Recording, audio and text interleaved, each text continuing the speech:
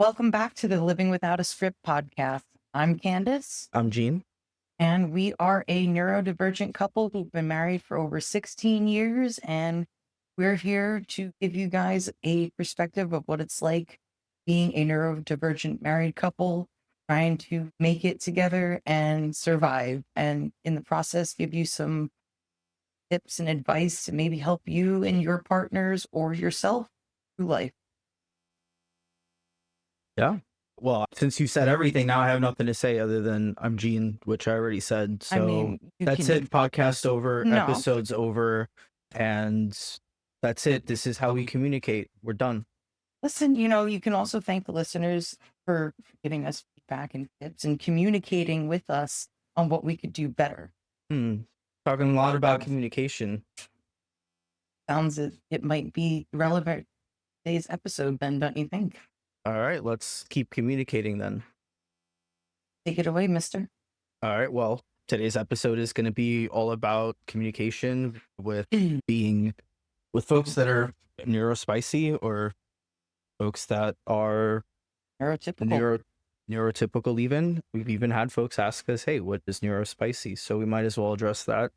So on the topic of communication, I just kind of took it for granted that folks would just kind of know what neuro-spicy is because we use it all the time. So like if we say it, then everyone must know what it is. That clearly is not the case, but we use the word neuro-spicy to describe ourselves, folks that might have autism, ADHD, OCD, even another similar neurodivergent. Yeah, just condition. basically folks that have some sort of neurodivergent condition. Yeah. It's a playful way to give ourselves a title without letting our conditions taken too seriously by us. Kind of gives us a little one over on it, I guess. No, I don't like to interrupt. See, this is a communication skill. You don't want to interrupt the person. So interestingly enough, that is something I am absolutely terrible at, and something I am still struggling with, and something I'm still trying to learn is how do I not interrupt people and really listen to people. And I'm honestly hoping through communicating through this podcast, maybe this is something that I could get better at, or even maybe folks that are experiencing what we're experiencing might be interested in hearing our experiences and hearing how we approach it and maybe how we overcome it. Yeah. It's a lot more difficult for people with ADHD, I've learned, or at least people with ADHD more prevalent in their diagnosis, to interrupt during conversations, because for some people they've explained it that they want to get the information out before they forget it, and they want to feel included and contribute to the conversation. Makes complete sense. Like when a person who sharing a life experience, a lot of times I will share a similar life experience, not to, uh, compete with them over their life's experiences, but to share, oh yes, I've been through a similar situation. I sympathize. Yeah, for sure. And I know for me, I get super enthusiastic, so I want to just jump in and sort of agree. But folks see that as rude. So I have to remind myself not to do that. But it doesn't always work. We're human. Even neurotypical people aren't perfect. They're going to have moments where they screw up in communication too. Like, communication is a skill that everybody in life should have, but very few have the ability to do it effectively. It's true. I think it's something that we continuously learn and improve on throughout life. You would hope that a person is at least able to try and grow, or at least see growth in themselves. If you're not, then you're a bit of a jerk. But I think at least if you're making the effort, try and better your communication, better your listening skills. I mean, putting any effort forth to try and be a better person, better yourself. Yeah, definitely. And to that end,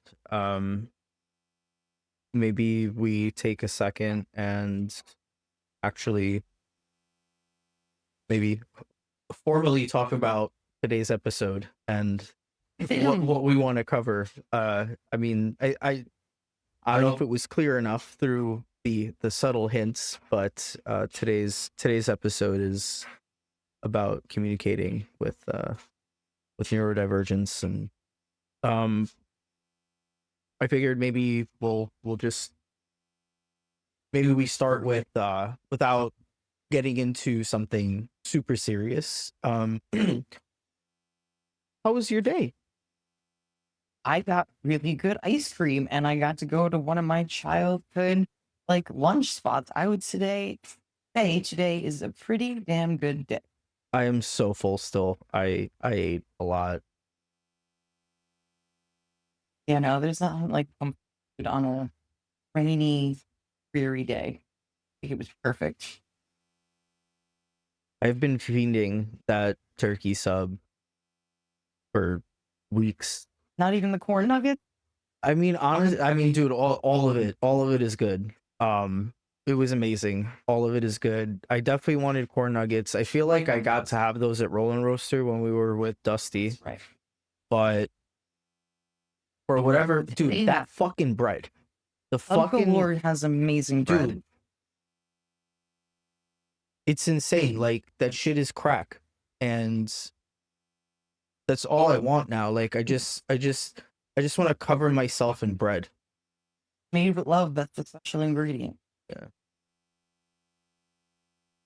I'm gonna eat more of it soon, and it's gonna be phenomenal and amazing, and I'm gonna love it. Good. Good. I don't know which leftovers I'm gonna. Uh, Also, ice cream place we went to. Holy crap!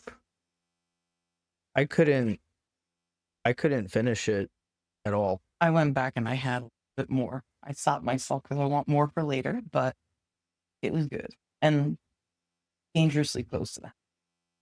It's super filling. Like it's so like thick and creamy. Yeah, they don't do it by scoops. It's like, okay, here's your size cup. We're going to fill that cup and then some. Yeah, they're like it's two scoops, but not. Oh my god. Anyways, guys, be fat like us, and you'll be Treat happy. yourself. Exactly. Exactly. So let me see. There's something that I'll maybe throw out here that, let's say, like a year or two ago would be really difficult for me to talk about, that I feel like now is significantly easier for me to say. So like going on work trips, for example, would be really like really difficult to go without you. And it was always really difficult to like be able to articulate why. And I find it now like still very difficult, but I can at least try to sort of like articulate and acknowledge that like that was something that was like difficult. And I went on the work trip to Florida a couple of in October, and like we were in the same time zone. It wasn't super far away, like, and it still kind of sucked like not having you there. And on the flip side, like if you even had been there, most of the time I was spending like I was doing work shit, right? So the reality is like we wouldn't have even really been able to do much. But for whatever reason, like it's comforting having you around. And just knowing like, all right, cool, like if some bullshit happens, like since I'm a complete fucking idiot, like at least Candice is around to help fix some bullshit in case I'm I a fuck bit of an something up. idiot too, so So yeah, so definitely something for me is like even just giving that example, like maybe like a year or two ago would have been like super difficult, especially like before therapy. So really glad that it's something that I can at least be like, all right, I can kind of point a finger on it and kind of sort of speak about it. And I would say, maybe for lack of better words, it's maybe a little frustrating to be at a point where I'm as old as I am and I'm just kind of learning some of this stuff now that perhaps, you know, folks when they were in their teens, let's say, were already adept at doing. And I'm just getting, it's like, hello, I'm like 20 years but fucking behind. Like this is bullshit. Yeah, but then you have to think of it this way. You feel like you're behind, but how many people have died and never learned? Plenty. Some number. A great number. And those are the ones that miss out. You're learning. Like, Yeah. Again, it's that frustration of like, okay, I just learned this thing that people have known for basically since they were kids, and I'm just figuring this shit out now, barely. But yeah, so trying to kind of segue into, like as a child, like what did I, like communication, not only was it very difficult, like in hindsight, I wasn't ever really taught it, especially with my family is not good at communicating whatsoever. I think that's oddly why you and I communicate so well, because mine, at least half of mine, was not very good at it. Well, it's kind of funny because we're not good at it. We come from families that are also not good at it, but like we're not good at it in different ways. And like yet somehow we were able to be bad at it and yet work it out. So I think in the beginning, when we were just starting out in our relationship, we were communicating as, be real, at the time when we met, we were kids still. Kids that, do as best as they can. We are rational at times. We are emotional at times. We are very like quick to judge certain things, and we're just brains ain't fully formed yet. Like, we didn't know what we knew about mental health for ourselves at the time. Like, over, you know, over the course of both of our mental health journeys, like we've learned, like, oh, okay, you know, should have maybe communicated this, when I was a kid better, but because I wasn't taught this, it's not necessarily my fault for not knowing this. Like, Not the one thing that got me thinking of was that you don't always need to reply. Like sometimes it's okay to say, "Hey, this isn't something I'm ready to talk about. Like let's get back to this." And I just always thought that you just had to deal with, answer stuff right then and there, right away, kind of thing, where you actually can just say, nah, like we'll get back to this. You gotta give me some time here. so to Setting that, some boundaries. Sorry. yep.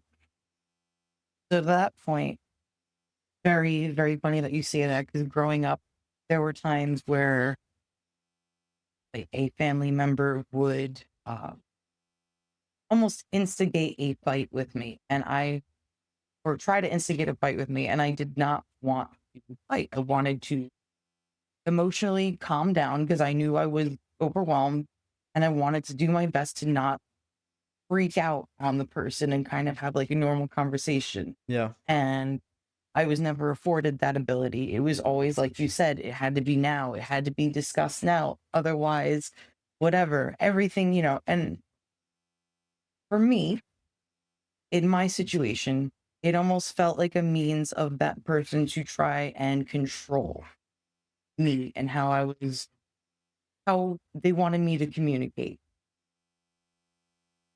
That obviously may not be the case for you.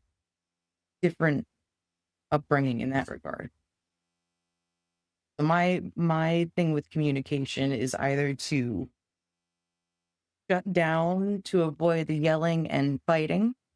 If it's someone that I love or that I feel should be protecting me, looking after me or whatever. Mm-hmm. And Does it feel like a betrayal? yes, 100%. it was always, mask yourself, mask your real emotions or how you're behaving because it doesn't fit with the norm, or what I said was too blunt, too rude, and, people don't like brutal honesty and things like that. My methods of communication were often scolded when I was young, so I've tried to mirror what I've seen other people long time. Yeah, thinking back on it, I think that is how I also approach communication, at least especially being younger. Like I, for lack of better words, I guess I would try to emulate what I thought was correct or whatever. But it always like it was just weird. Like it literally felt like acting, right? And I would tell me, all right, cool, like like all right, you're in this movie and like you have this role and this is how you should act and like just do that. It was weird. And it's like, okay, did I pull off my role well enough? Did I fool them? Yeah. Did I win the Emmy or I don't Oscar? I don't watch these award shows, so I don't even know what award goes to who. But no, but I think in high school I took a real interest in understanding like how to communicate better. And my high school offered a life skills and communication course. It was an elective, and that was the name of it. And like our teacher taught us like the core basics of like good communication. Don't interrupt. Always hear the person to the end, because chances are a question that you have will probably be answered if you just hear them out. Like let the person have a moment to breathe. Questions, things like that, and you know maintain eye contact. Certain body languages we were even taught to, like if you're talking to somebody and you're crossing your leg subconsciously, if your legs are facing the direction, it usually means the person's more into like the conversation with you and things like that. And like I found that class so helpful. Oh, for sure. Was was everyone in that class autistic like you? I would say a good portion of us were, but a lot of people thought it would be an easy A. It wasn't, but Yeah. it was a lot of fun. Yeah. Yeah, I was in a similar class, but it wasn't quite like yours where that was the focus, but it touched on it enough where I was like, oh, okay, there's some cool shit over here. Well, yeah, it wasn't even the main focus. That was just part of like marking period, I think is what they were called. Not the Ah, semesters, but the marking periods, the sure. quarters. Yeah. And we did that. Then we did like a mock wedding. Then we did like, all these No, real we things. didn't do that. No. Hmm. You I remember the one time we had this exercise where we had to like try to like improv and convince people to like trade stuff with us. And I pretty I basically remember like convincing everyone to like give me their shit, and I just like ended up being like, oh, I have all this stuff now. Thanks. And I'm like thinking back on it, I'm like it's not like I manipulated people or anything like that. It was just like You knew how to it, talk to it people. just yeah. And but that was kind of the whole point. I remember we were talking through or trying to like elaborate, like, because one of the concepts was sort of like, look, like something can be worth like say whatever $1,000, but like or like could be worth $5, but the thing that you have is worth 1,000. But at the end of the day, like if you don't need it and the other person needs it, like that's more important than like the actual like monetary value of it. So that's what we like. So that's what I try to keep focusing on. I was like, all right, well, how can we like do something that will like be mutually beneficial? So that was a pretty cool class. I pretty sure I passed that. Oh, even if I didn't, it is what it is. No, I passed it. I'm just kidding. Gym is the one that I don't think passed, right? Nah, That's not a real class. And because I didn't go. exactly. It was usually the last period or the first period. So that was always a very easy reason to be able to come in a period later, leave a period early. So no, yeah, that never. Also, like when I did go, then it would be like, oh, you're not wearing the right sneakers. Oh, you're not wearing the school uniform, and I'm like, I don't give a fuck. Like, not this shit is so stupid. I always hated that. Like, do you want me in the fucking uniform or do you want me in the class? You can't have both. You can have one. Luckily, we're old parts and we don't have to deal with that anymore. I still don't go to the gym. Used to. I used to. But whatever. We have dogs Anyways, now that can help us walk our stuff home. you know, um, I think the one big thing with, especially, well, I would say even now, although I try to at least catch myself, but misunderstandings where I say something and I think I'm being pretty clear, or at least in my mind I know exactly what I'm trying to get at, and I say it, and then it's as if I said something completely different, and then eventually someone will say what I thought I said, and I'm just like, I just said that like 5-6 minutes ago. Why is it this person said, obviously not in the same words, but in my mind I'm like, they said the same fucking thing as me. Like, how is it that magically what they said is better? I don't know, maybe you were too impressive and you were pointing too much at people while you were saying it. I'm sorry for trying to portray to people that I am paying attention and that I am engaged in the conversation. I mean, I will say that you definitely, at least in regards to you and I, gotten a lot better. Like you'll even before you say something, you'll be like, hey, in my mind it sounds this way. Just letting you know, I mean it this way. Let me know if it comes out this way.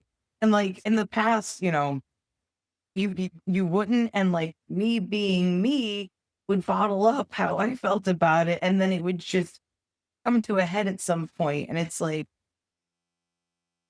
why did you say? It's like, I didn't actually mean it like that. And it's like, well, why didn't you use different words? It's like, I didn't think to use those words. Now that you think about it. I'm especially bad with words. And I tell you now, if when I see you struggling to get a thought out, to just say the words and we'll hash out the proper words that should have been used later. I've come to know that you don't say things maliciously. It's usually being well intended or trying to be goofy, and it just kind of misses the mark with me, or I just don't get it. Doesn't just miss the mark with you, but Listen, fair point. Like certain things, you don't know what my childhood was like. So you're not going to know what certain phrases or certain mannerisms that you do that seem like an absolute joke to you, because in a normal world, these things would be absurd to say to somebody. Except I unfortunately was told these things seriously by people that I thought I could have trusted or relied on. So it's a little bit of kind of me overreacting due to past trauma and how I was raised. The autism sprinkled in of not kind of understanding things or taking things a little too literally. But I am also working on that, and at least warning you if you said something that I know you didn't mean. I'm like, just so you know, XYZ used to say this or do this when I was a kid, and I know you didn't mean it, but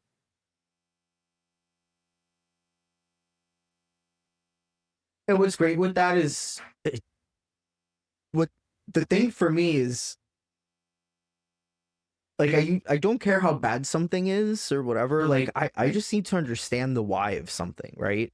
So as soon as I can understand the why, I'm like, oh, okay, all right. Yeah, I'm happy to move on. But until then, it's just like I have to hyper focus on it, because then I'm just like, I don't get it. I don't get it. It doesn't make sense. And in a lot of cases, at least for me, like, to the outside viewer, if they were just casually, witnessing the conversation, be like, problem.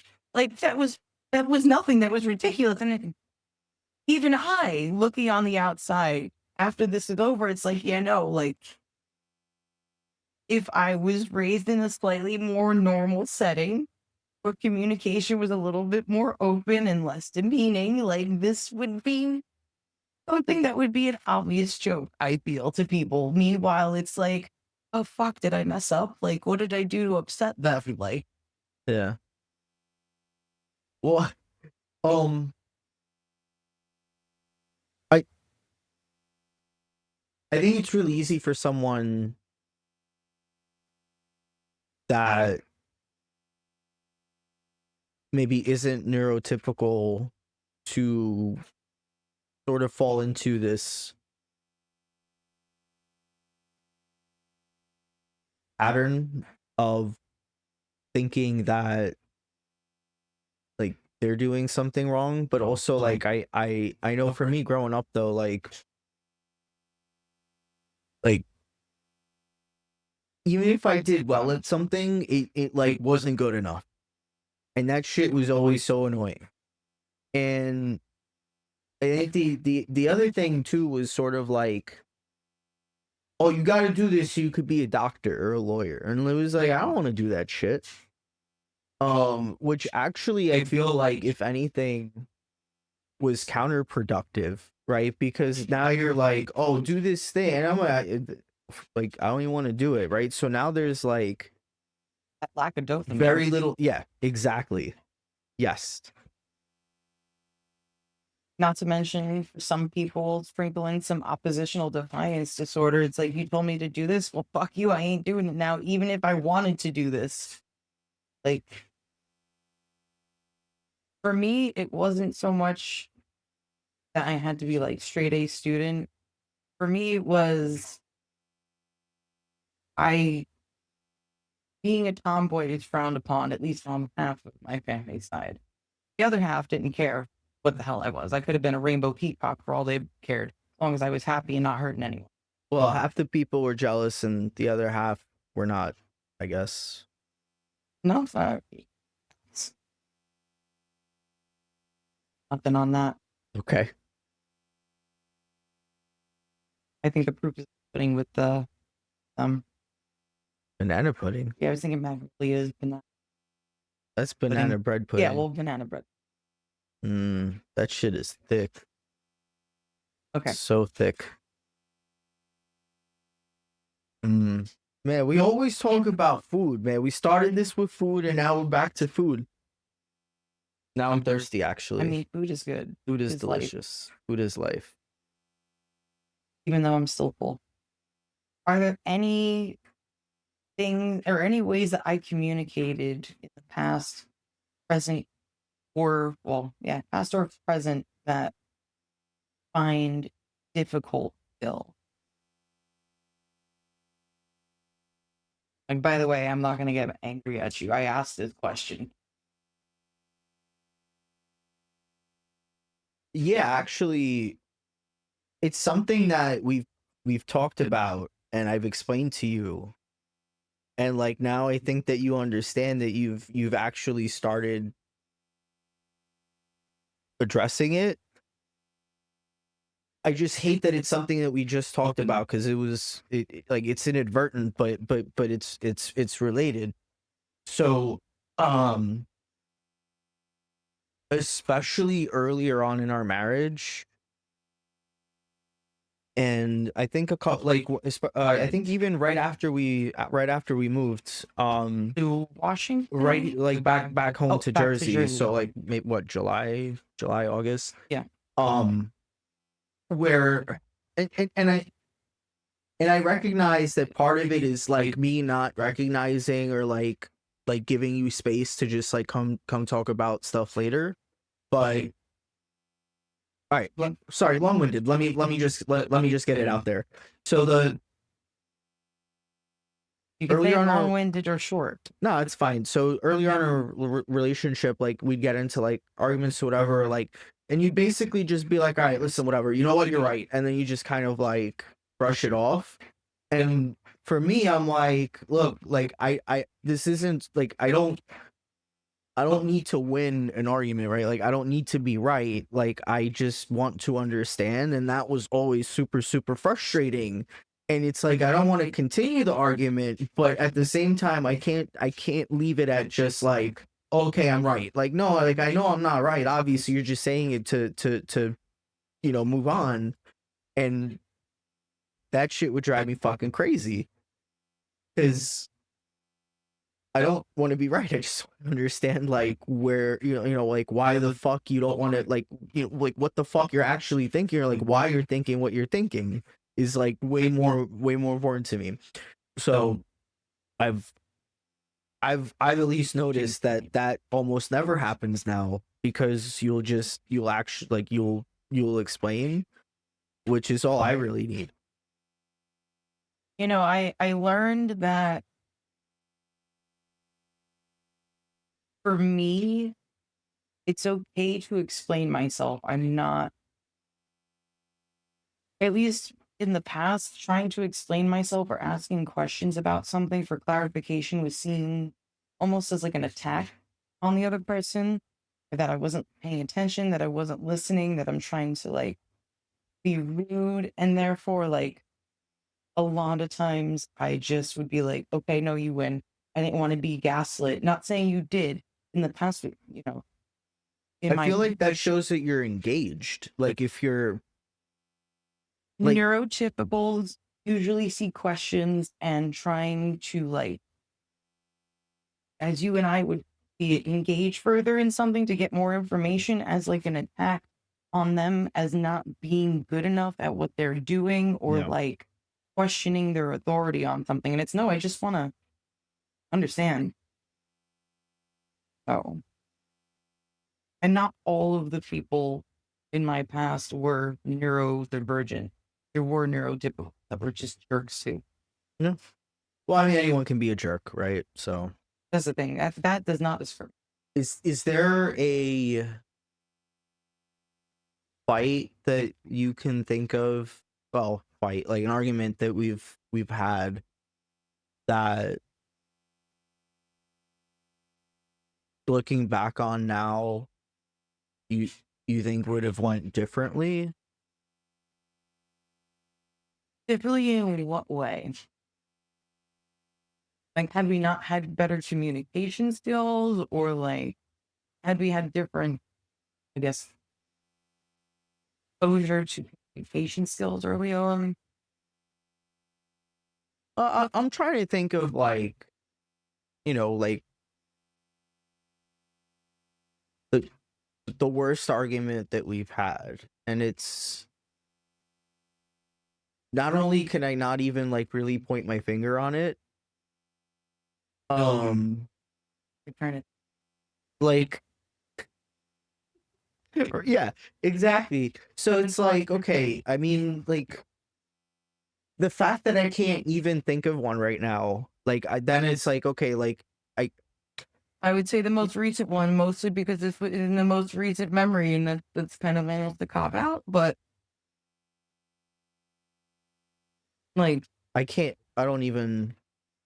I guess the the can't speak handyman one, I Oh guess. God. But like, These fucking handymen, oh my God. Oh, fuck. they made me want to drink, and I can't. Yo, I have no words for that. Look, so okay, so that one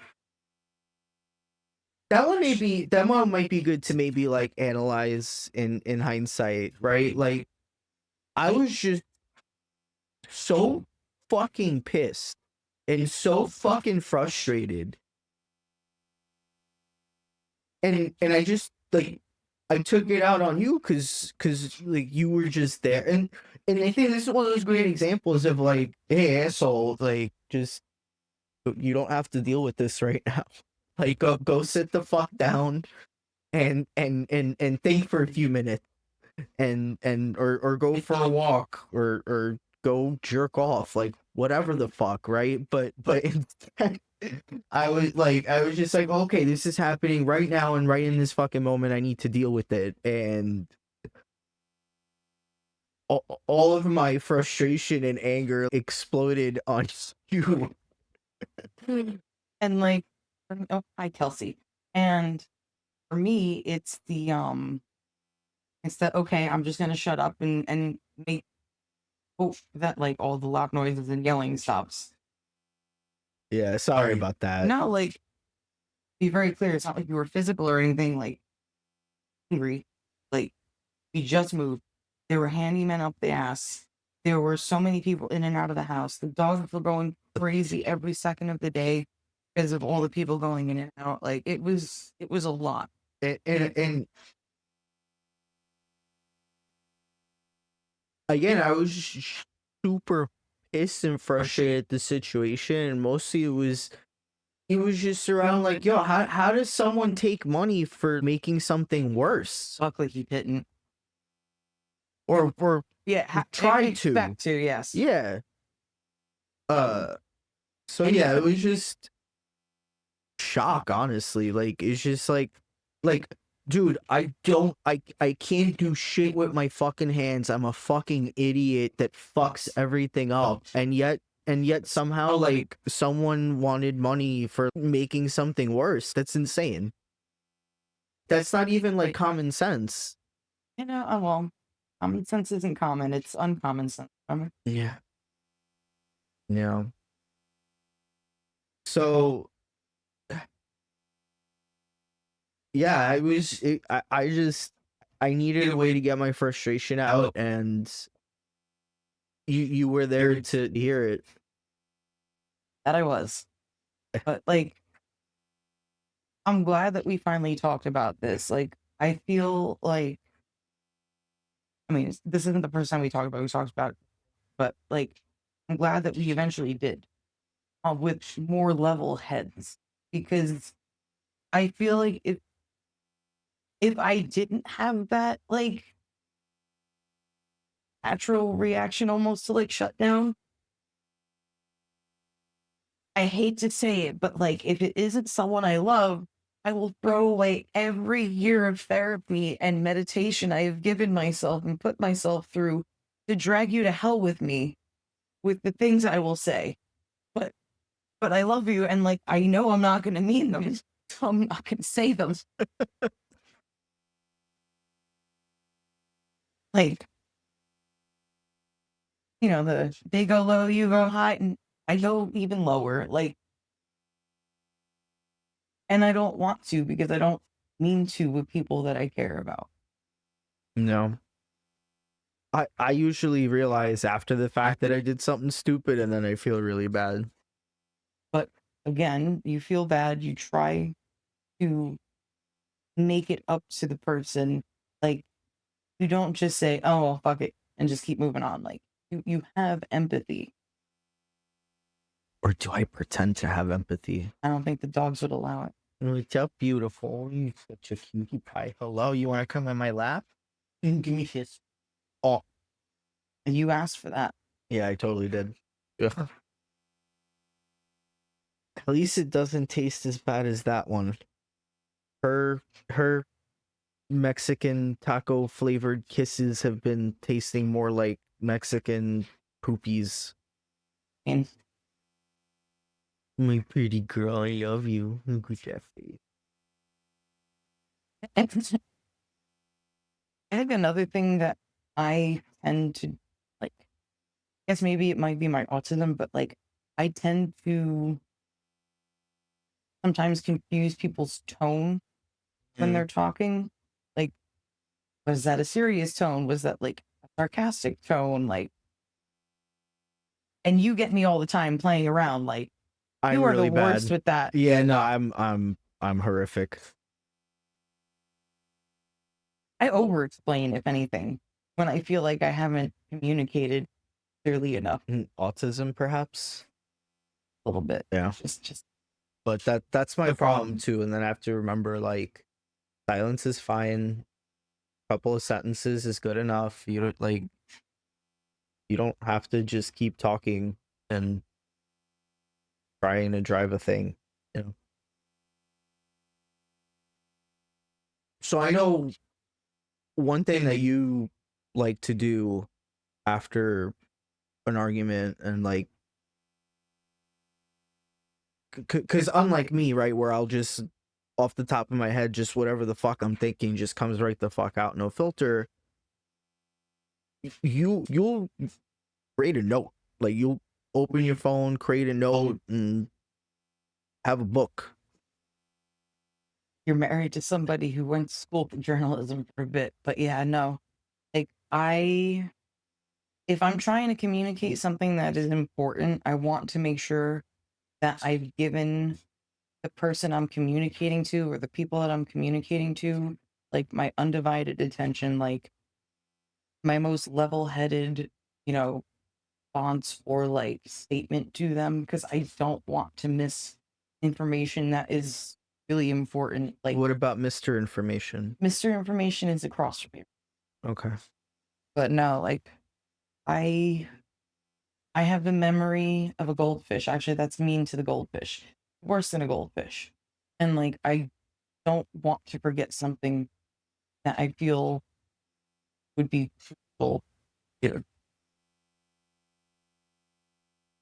like I'll write things down in the moment as as I'm feeling those emotions or whatever, but then I'll try and go back a couple hours later or the day after and go over it once or twice and be like, okay, has anything changed? Do I still feel the same?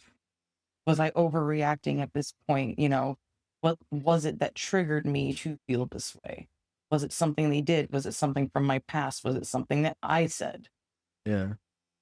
See, I would try to do that, and I can't. It just doesn't work for me. Nothing comes out. Like, nothing gets written, and I'll just sit there, and it's sort of like executive dysfunction kicks in, and nah.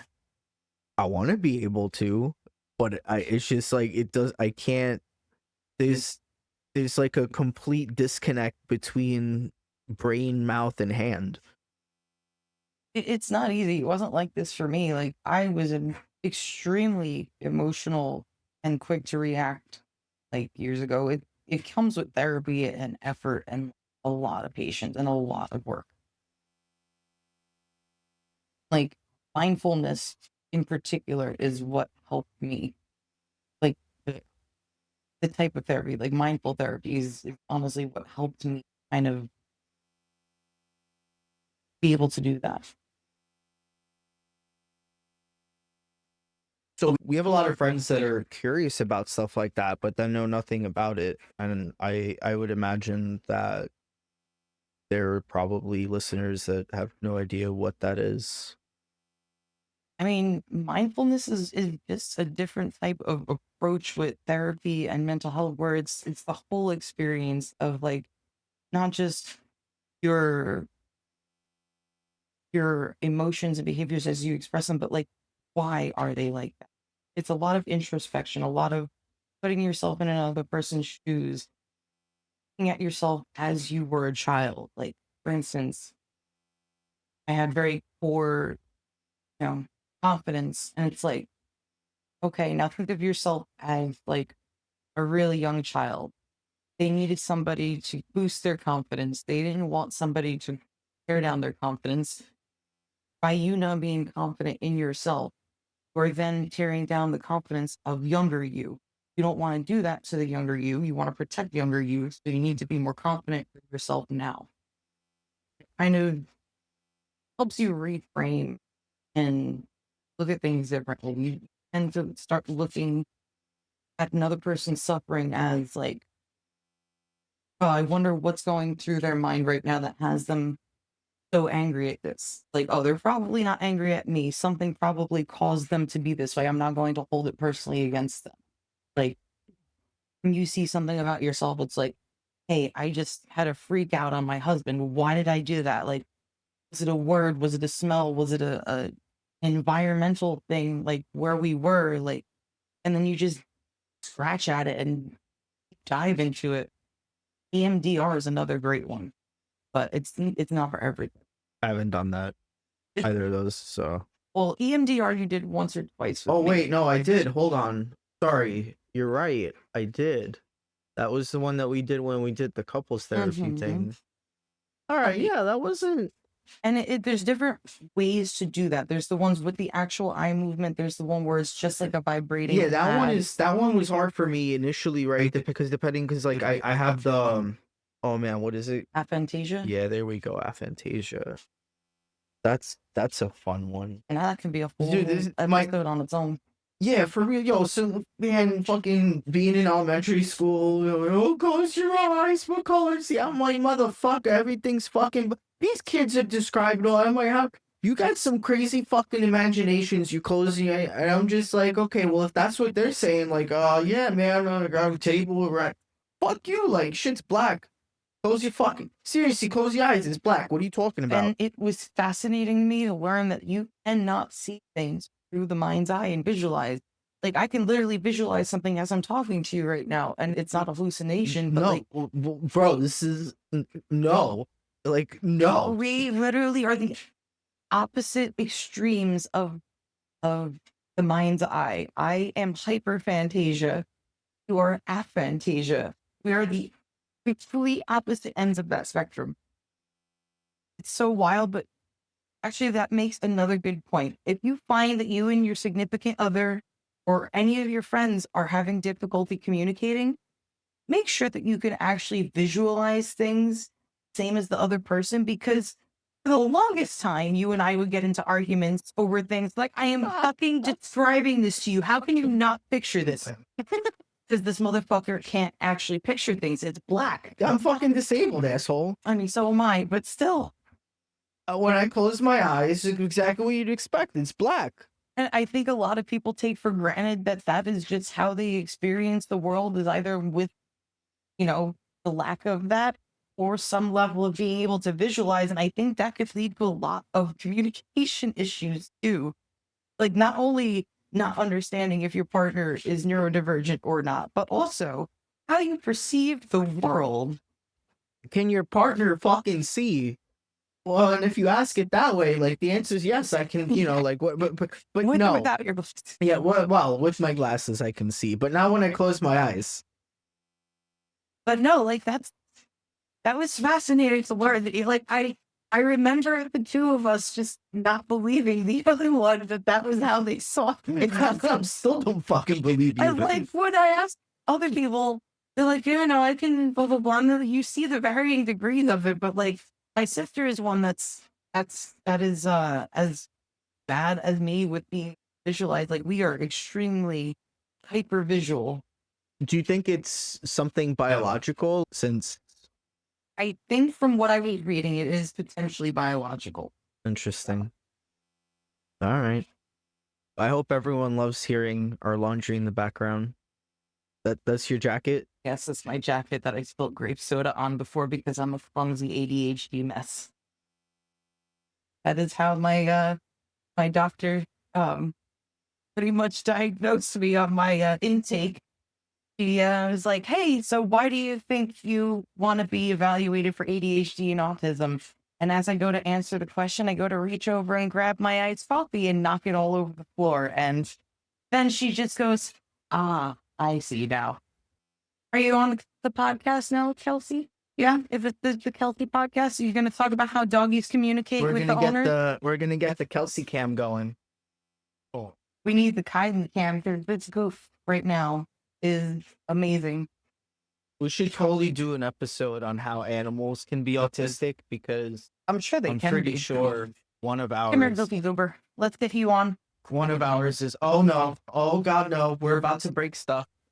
Oh, I'm here. Hi. Oh yes, hello, Kylie. Oh yes, yes.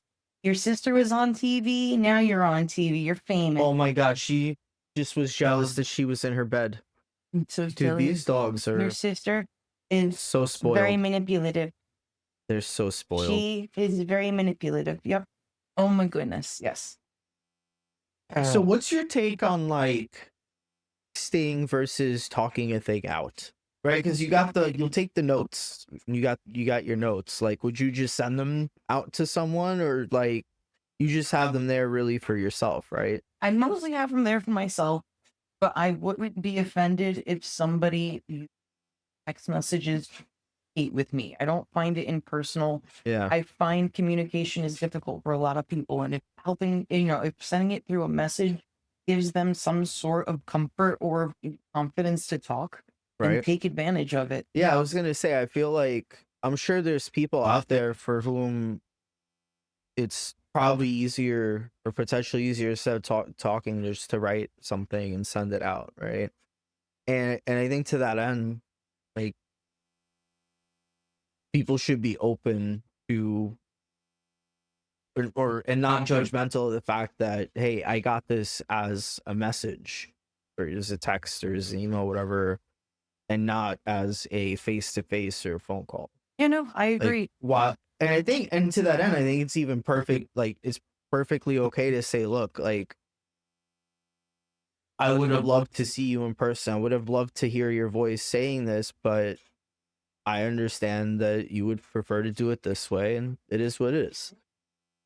I think if you allow the person somewhere or some way to express themselves safely and, you know, mostly without judgment, as long as they're not doing anything like horrific, but like you shouldn't be angry at the person for trying to communicate like truthfully and honestly.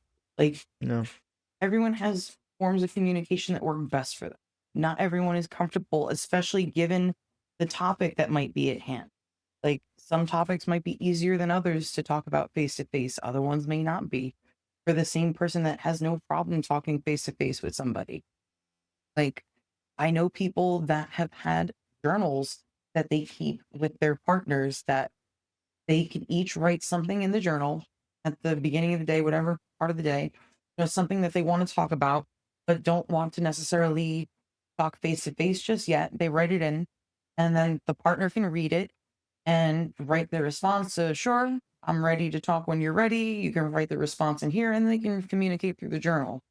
You know, I like what you and I thought of, which is the stand up meeting in case there's something that like we forget to like talk about in the moment or like want to give ourselves time to talk about or think over first. Like, because we have been guilty too many times of like letting stuff pile up, throwing it to the side. Time will get there where we can eventually talk about it. Nope, make time, do the stand up. That way things are never left unaddressed. So, for the benefit of the listeners that maybe are not in tech and haven't lived with me to hear, see, 16 years, A lot. two, uh, 3,000 stand-ups. I don't know. God, I I mean, can't math. it's a pretty common term, but basically for people that aren't familiar with it, it's just like a meeting where everyone gets together and just talks about what they need to do, what they've done, and like you know, what else needs to be addressed with their team or their job or things like that. So we apply it to us. We pick a day out of the month or every other month, and then we just are like, hey, yeah, these are the things that I maybe should have brought up sooner, or like was just waiting for our like meeting Yeah, like it thing. wasn't urgent. So, here's the list of things. Here's the status update. Yeah, and like we know that it's not like, oh God, I'm going into this getting ready to get chastised and yelled at. It's like, no, it's a status report. It's like, how can we both better? How can we have more fun? Like it doesn't have to be a punishment. It's for us to grow. It's for us to better. Yeah, it could It's be not a like, hey, punishment I want more boobies in my mouth. or like, hey, I want you to go and lose more to Mario Kart with me. Yeah. Like, yeah, it doesn't have to be a punishment. It doesn't, have to be in the same location every time. That way it's not You're not like anxious to go get coffee by your coffee maker every day. And that's where we always hold the stand up. It's like, oh, we'll go for a walk and have one. We'll have some at coffee. We'll go, whatever. Yeah, for sure. So just kind of thinking back on some of the stuff that you said and trying to think about maybe how could folks apply what we've been talking about in their own lives. For example, like for our listeners, if communication maybe feels a little hard in their relationships, maybe taking a step back to listen to yourself and try to understand, like, what was it about the communication in that moment that made you feel the way you felt? Was it the tone, the smell, the location, right? Whatever it was. And that, it's okay not to deal with it right then and there. And that sometimes a little bit of time is a good thing.